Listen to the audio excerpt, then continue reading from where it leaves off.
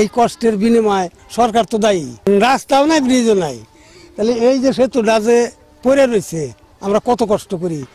ভাঙা সেতুটি যে কোনো সময় আমরা পড়ে যেতে পারি, ভয়ে ভয়ে স্কুলে আসি, স্কুলে আসতেছে না অনেক ছেলে বাচ্চারা এই কারে ঝুঁকিপূর্ণ ব্রিজের জন্য। অন্যান্য জায়গায় বিদ্যালয়ে নতুন ভবন হলেও আমার বিদ্যালয়ে এখনো নতুন ভবন পাইনি, আমি শ্রেণীকক্ষ স্বল্পতায় ভুগছি। 1983 সালে প্রতিষ্ঠিত টাঙ্গাইলের নাগরপুর উপজেলার মেঘনা উত্তরপাড়া সরকারি প্রাথমিক বিদ্যালয় প্রতিষ্ঠার পর থেকে এখন পর্যন্ত উন্নয়নের ছোঁয়া লাগেনি বিদ্যালয়টিতে। আশপাশের গ্রাম থেকে নদী পারাপারের মাধ্যম একটি কাঠের সাঁকো, সেটিও পুরাতন ও নড়বড়ে হওয়ায় মারাত্মক ঝুঁকিপূর্ণ। বিকল্প উপায় না থাকায় ঝুঁকি নিয়ে স্কুলে যাতায়াত করতে হয় কোমলমতি শিক্ষার্থীদের।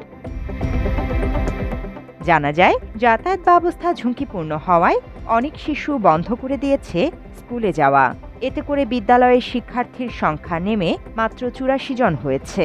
বর্ষা মৌসুমে সাঁকুটি পিচ্ছিল হয়ে যাওয়ার ফলে ঝুঁকি বেড়ে যায় আরও কয়েক গুণ। সাঁকুটি মেরামতের দাবি জানিয়েছে স্থানীয় ও শিক্ষার্থীরা। আমাদের বিদ্যালয়ের সামনে একটি ভাঙা সাঁকো আছে, এটি দিয়ে আমরা পার হতে আমাদের অনেক কষ্ট হয়, ঝুঁকিপূর্ণর মধ্যে আমরা আছি। স্কুলটি যেন মেরামত করে দেন। স্থানীয়রা জানায়, ওই সাঁকো ব্যবহার করে আশপাশের 4টি গ্রামের মানুষ। সাঁকুটি মেরামতের জন্য তারা স্থানীয় সরকারের বিভিন্ন দপ্তরে আবেদন করলেও তাতে কাজ হয়নি। সাঁকুটি মেরামত অথবা ওই স্থানে একটি ব্রিজ নির্মাণের দাবি তাদের। বাচ্চারা এখানে আসা কষ্ট হয়, মিকের আসে ভেঙে ফেলে গেছে, এটা ব্যবস্থা করা দরকার। আমরা সরকারের কাছে দাবি করতেছি, দেশকে স্কুলের স্বার্থে, জনগণের স্বার্থে, বাচ্চাদের স্বার্থে পুরোটা তাড়াতাড়ি সংস্কার করে দেওয়া দরকার। মেঘনা উত্তরপাড়া সরকারি প্রাথমিক বিদ্যালয় দেখা গেছে যে এখানে একটা ব্রিজ আছে, কাঠের ব্রিজ। দেখা গেছে আমাদের বাচ্চা কাচ্চা স্কুলে আসার সময় অনেক সময় পড়ে যায়, অনেক সময় ব্যথা হয়। অত সময় গ্যাস বছরও একটা ছেলের হাত ভেঙে এখানে পড়েছিল। মাত্র 30% টাকায় জমির মালিক হয়ে নতুন বাংলাদেশের গড়ে তোলার স্বপ্ন দেখা বাংলা বসতি। এখন এখানে যে একটা পুল আছে, এখানে পুলের উপরে আপনার ভাঙা অবস্থা দেখাই তো যাচ্ছে, এখানে বাচ্চাদের আসতে অনেক কষ্ট হয়, আপনার বৃষ্টির মধ্যে কষ্ট, এমনি সব দিক দিয়ে কষ্ট হয়। পানি আসার কারণে পুলগুলো ভেঙে যাইতেছে, বাচ্চারা অনেকভাবে, আমার ছোট বাচ্চাটা এখানে এসে আপনার অনেক আহত হয়েছে, অনেক কষ্ট পাইছে, কেটে রক্ত বের হয়েছে। এখন সরকারের কাছে আমাদের একটা আবেদন, এখানে যেহেতু একটা প্রাইমারি স্কুল, একটা সরকারি প্রতিষ্ঠান, আমরা চাচ্ছি যে এখানে একটা ভালো একটা ব্রিজ, মানে যতটুকু হলে মানে আমাদের বাচ্চাগুলো সহজভাবে আসতে পারবে, ততটুকু বাচ্চা আমাদের মানে এতটুকু বিষয়ে সরকারের কাছে আবেদন, আমাদের এই কাজটা যেন হয়।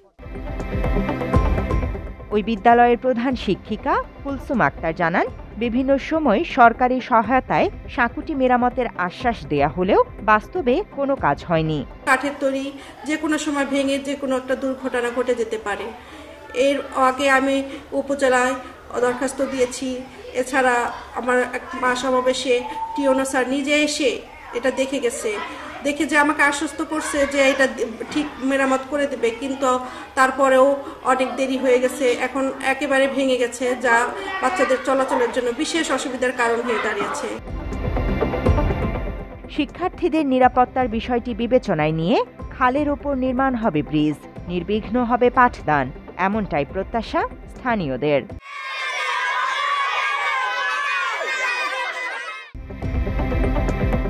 Desk report, Bangla addition.